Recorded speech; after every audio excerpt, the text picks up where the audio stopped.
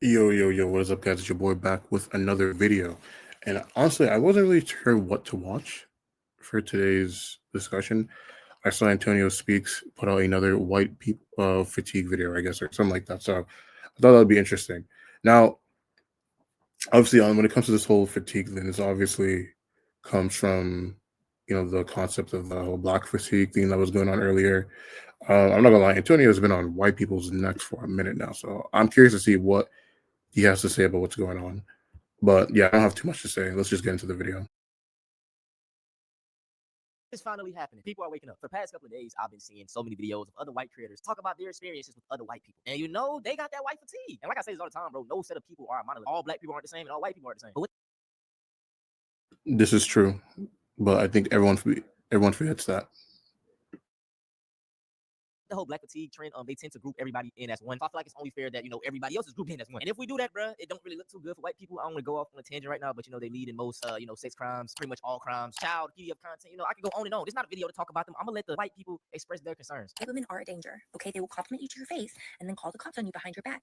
They are disingenuous and it is performative. I will tell you, as a white woman who has been around white women my entire life, that little white girls and little white teenagers and young white women and middle-aged and old women, the things that they say to non-white people are not the same things that they're saying in an all-white room. White women don't want to see their ex dating someone who's not white. They don't want to see someone who's not white take their job spot. They don't want to see someone who's not white have a better car or a better house or a better outfit. Okay, and when they get mad at someone who's not white, they're going to bring race into it. They're going to say really nasty racist things, regardless if it's to your face or behind your back, even if it has absolutely nothing to do with race. They are going to start saying some really wicked things because white women are a danger. They are a danger. Now, I'm not gonna lie. When it comes to my experience with like white women in particular, I'll be honest. White women are probably the group of people I've interacted with the least. Well, I guess if you're just comparing like blacks and whites and dividing by gender, I mean generally, and again, I can only speak for my own experience. So I don't want this to come off as saying this is how they are, like in totality, because like you just said earlier, you cannot make assumptions about a group of people in total when you don't really interact with them like that. At least from the ones that I've met and talked to a lot of, I don't know. They seem to come off as like kind of passive aggressive at times. Um, but then again, like I said, I don't really have any like close white female friends, so I don't really have much to say about them. Like I don't have a strong opinion about them one way or the other. Um, I can speak to like kind of like my work experience, like my interactions with like older white ladies when it comes to like I've probably had like I want to say four white women bosses or superiors, or actually no, five, and I'd probably lean slightly like 3-2 in terms of ones that I had like a good time working under. So um yeah, that's kind of all I have to say in that regards. But yeah, let's see what this lady got to say about her own kind. To minority community. Hey, she said it, not me. We got to take her word from it. She's white. She be around white people, and most of them are not going to tell the truth. You know what I'm saying? They're not going to tell us how they. You know what I'm saying? So I applaud her for saying that. And just like as a personal like experience with white people, when I walk around my neighborhood or I'm going to the stores, I say hey to everybody. They say hey to me. You know what I'm saying? Sometimes I try to talk to my kids, but it's like always a thought like in the back of my mind, like just seeing how racist the internet is. I don't know if some of these women are behind these racist accounts, but I always have the thought in the back of my mind, like, oh, is this performative? Does she really like think I'm a fucking nigga? I don't know, bro. That's just my mind state. Yeah. This discourse talking about how white people don't know how to wash themselves is really fascinating to me. And so I want to share my experience about how I actually learned how to wash and what it looked like in my white supremacist Mormon household growing. Okay, I've never heard this whole white people don't wash themselves thing before. Actually, let me not say that. I think I've heard some celebrities say that, but like I've never heard that as like a general, oh, like white people don't bathe. Like, is that a thing? Is that actually a thing? Or is it just like exaggerated? Because of course people just like to yap and say stupid nonsense to get people's attention. So I'm just gonna say I hope that that is just because I've never heard this. Bro, okay, what does she got to say too, bro? Like, I've never heard this whole not bathing thing. Up. Now, I always had washcloths available to me. They were always under the sink. It wasn't really enforced or taught. It was always in the bathtub, and it seemed like there was just kind of like one in there, and then we'd change it every week. I was never touching it. I don't know if my siblings were touching it. One every week. You're talking about for your face and your body. One a week. That's wicked. You know what I'm saying, y'all? But these motherfuckers love calling us uncivilized and you know, like I know when we were younger, we'd play with it in the tub, but when it comes to washing, the grossest thing that still grosses me out to this day thinking about it is how we would share bathwater. I had 4 siblings. We'd all share bath. When we were bathwater. younger, it was either like 2 and 2 would go, or like after we'd each go in the. Hey, I'm sorry to pause, bro. Sharing bathwater? Are we serious? So telling me after your brother wash up, he wash all the nastiness out. You go in that same water and wash. No, it's actually crazy, bro. And that's unsanitary as shit. Actually, how would you even do that? That doesn't even make any sense. Like, I think. What? Nah, she's definitely capping, bro. I think she has to be capping. What do you mean you share bathwater? Like, ugh. Actually, I guess okay. Because so what? Do they just like not use the shower? Do they go into the tub? And they that's crazy. That's that's insane, bro. nah, bro, I'm actually speechless, bro. I'm sorry. This is probably one of my worst reactions. I don't even know what. I don't know how to react to the information I'm getting right now. Wash up in that? What are you washing? You might as well not wash. Like what? The last person's bathwater. The grossest thing was my older sister. We're 22 months apart. She sometimes would shower with my younger sister, and when she was like 9 or 10 years old, our youngest sister came to us and told us that, hey, there's yellow stuff in the bathwater. Oh my god. Okay. All right. I think we've lost the plot. We are losing the plot.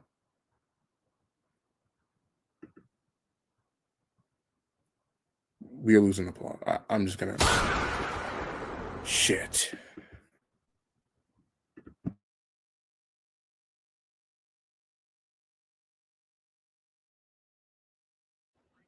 And my older sister tooted, and we're like, the entire childhood. Yo, this is disgusting. I always thought we were clean until 2005 when I moved to Atlanta. White people don't talk about cleanliness. White people don't talk about cleaning themselves. White people don't talk about lotion. White people don't talk about their hair nearly to the scale that he does. I went there. You need is to have ashy skin, bad hair, or not or unkept hair, or whatever the fuck the dominant culture wants you to look like, because you don't need any more unnecessary attention on you. So it's just one of those things. And also, black people will roast you if you look crazy. If you go to school and you look crazy, especially if you go to a predominantly black school, don't worry. People will let you know you look crazy. And they will let you know you look crazy in ways that you probably don't want to hear. So yeah, no, you better care about your fucking appearance. The helly. Founded by how much they held each other accountable to their appearances. Nails, hair, everything pristine all the time. And my mom, I felt like, was very much like that growing up. But it felt like this was like up like 10 notches.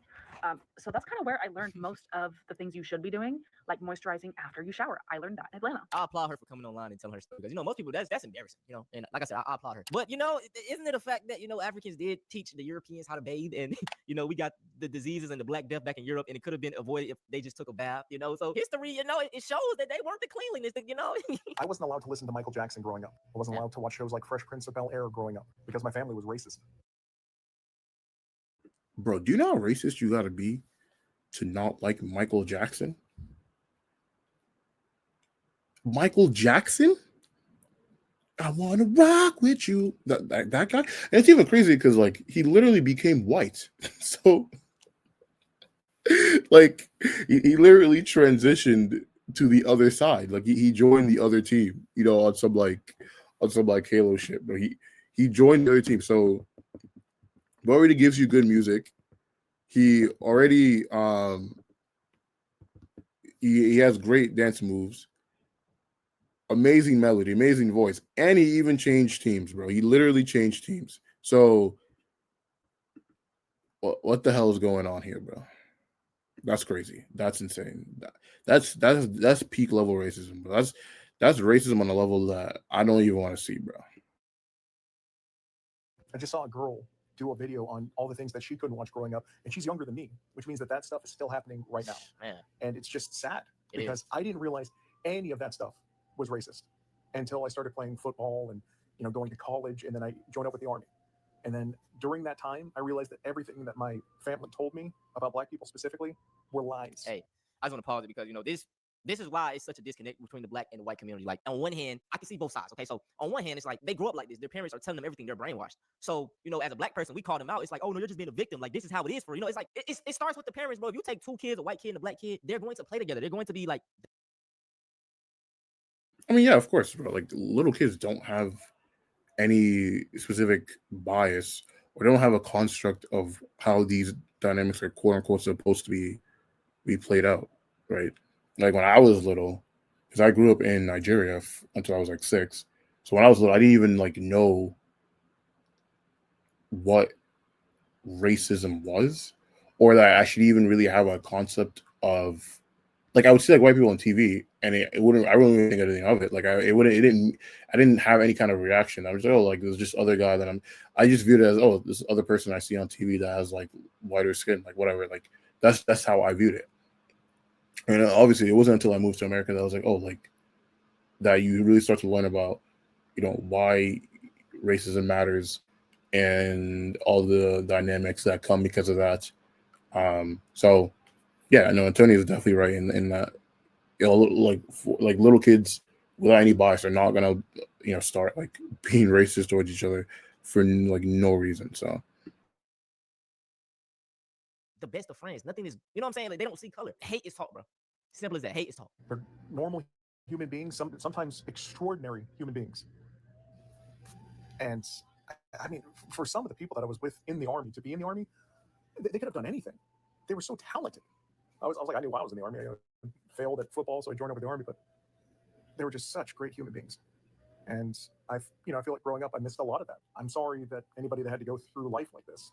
This is the reality of many white Americans. They grow up hearing racist rhetoric that they don't know is racist until they actually go into the real world. This is the main reason why racism thrives in America. Parents teach the children then become parents, teach their children, the cycle goes on and on. Jim Crow was 60 years ago. That's not long at all. The parents of now politicians, lawyers, doctors lived during that era.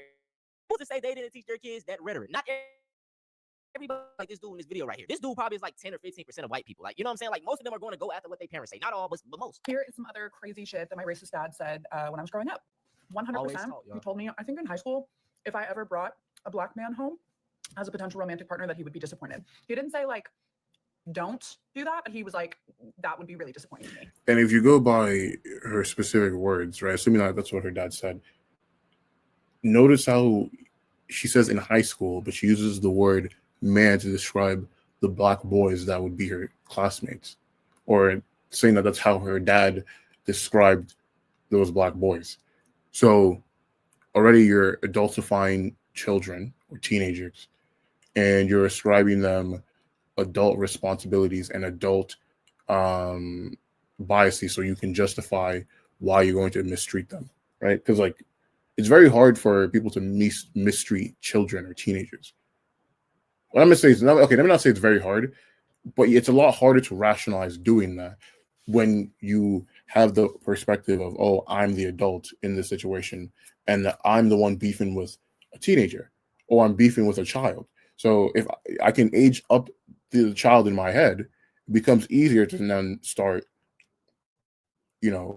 mistreating them or being racist towards them, because I no longer have the guilt, quote unquote, that I'm doing this to another, like because I'm doing this to another able-bodied adult. It's kind of crazy how people gaslight themselves like that.